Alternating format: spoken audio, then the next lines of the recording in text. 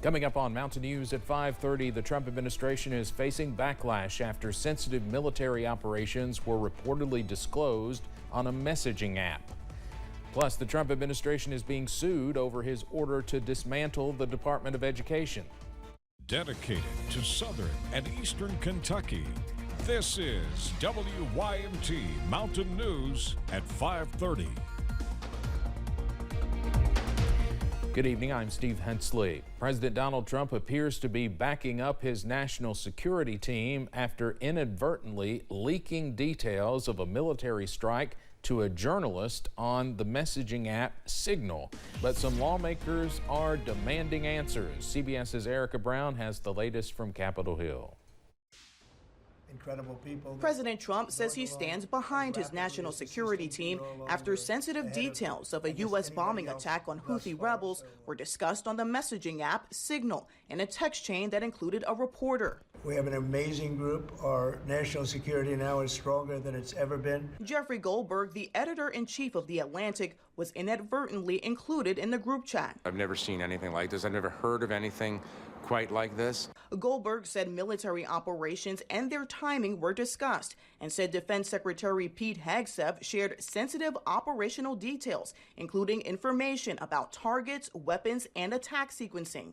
Waltz defended his team's use of the Signal app and tried to point the finger back at Goldberg. This one in particular, I've never met, don't know, never communicated with, and we are looking into and reviewing how the heck he got into this room. On Capitol Hill, reaction appears split mostly along party lines, with Democrats sharply criticizing the leak and Republicans downplaying the significance. Look, mistakes happen. If it was a mistake, it is what it is, and it won't happen again. I know that. Director of National Intelligence Tulsi Gabbard and CIA Director John Ratcliffe were on the text chain and were already scheduled to testify at a hearing Tuesday, where Democrats demanded answers about whether classified material was shared. I'm not going to get into the specifics. Why are you going to get into the specifics? Is it because it's all classified? Because this is currently under review by the National Security Because Council. it's all classified? If it's not classified, share the text now. The president says no classified material was included in the texts. Erica Brown, CBS News, Capitol Hill.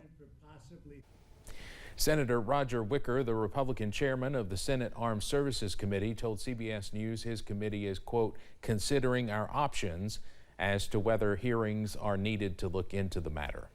A coalition including the NAACP and National Education Association is suing the Trump administration over his order to dismantle the Department of Education. The groups argue President Trump is overstepping his authority, as Congress must approve anything like this. While the department remains open, nearly half its staff face layoffs or buyouts. The coalition wants a court order to stop further dismantling, saying it threatens proper use of federal education funds. The National Institutes of Health has halted funding for dozens of HIV-based research grants. According to the NIH, the cuts align with President Trump's executive order on what he deems as wasteful spending. The United Nations says AIDS-related deaths will surge globally without financial backing from the United States. Federal data shows 1.2 million Americans currently have HIV. The disease has caused more than 700,000 deaths in the United States since 1981. Big changes could be coming to Social Security. The White House wants sweeping reforms implemented in just 2 weeks, a process that usually takes 2 years. Starting next month, beneficiaries who cannot verify their identities online must visit a field office, and those changing bank information must do so in person. Advocates fear this could cause long lines and delays. No changes to benefits have been announced, and the White House has not commented. Hi everybody, Chris Bailey back with you again this evening. It's an absolutely nice evening for some of us. Take a little trip to Mount Vernon, Rockcastle County. We got a little overcast sky. Those overcast skies with a period of sun along the Mountain Parkway near the Red River Gorge area. Radar pictures showing at least some scattered showers. Parts of the Licking River Valley, Big Sandy Valley into northeastern Kentucky. Those showers have been on again, off again, better part of the day. As expected today, the southern part of our region doing much better than than everybody else. Some additional rains are dropping in from northwest to southeast, going to impact some of those same areas across the northeastern corner of our region. You get down into the Cumberland Valley, it has been an absolutely gorgeous day. Temperatures in the 60s. One more weak little system that's going to drop its way on in from northwest to southeast. That will arrive into the day on Wednesday. From there, we start to see the temperatures flipping around a little bit. We've got a weekend severe thunderstorm threat to talk about. We'll do that in just a few minutes. All right, Chris, thanks. The nation's infrastructure report card is out, and it highlights a need for major improvements. The report looks at 18 different segments of infrastructure, including the nation's aviation system, which earned a D+.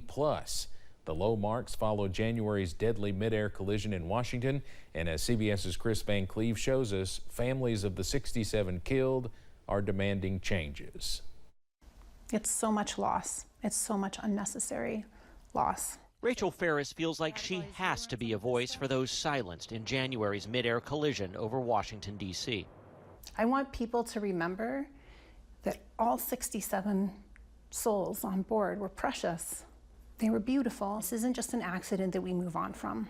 Among them, her cousin Peter Livingston, his wife, and their 2 young daughters. They won't get married. They won't have babies of their own.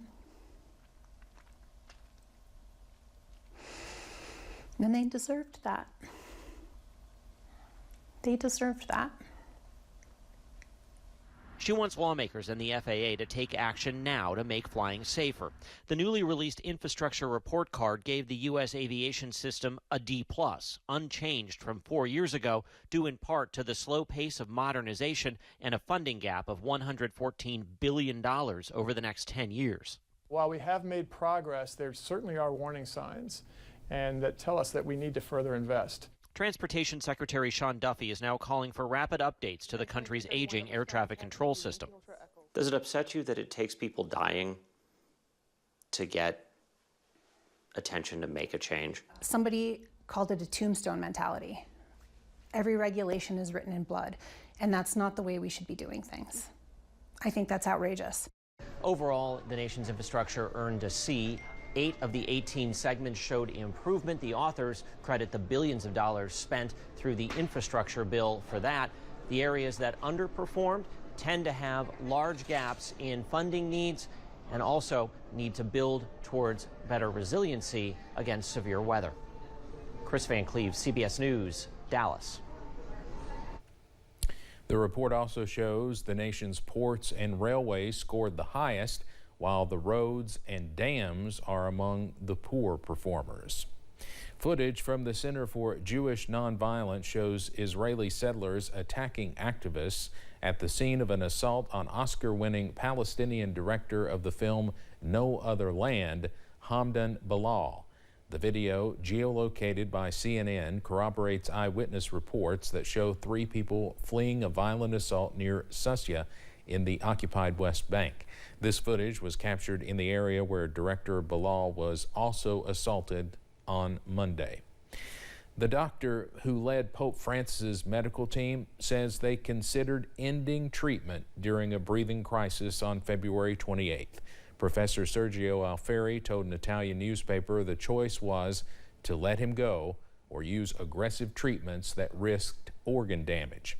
Alfieri says the decision to continue treatment was made by the pontiff's nurse, who said, quote, "Try everything, we won't give up." After 38 days in the hospital, the Pope was discharged on March 23rd. Coming up on Mountain News at 5:30, a new study shows that debt may not be a deal breaker for many when it comes to dating.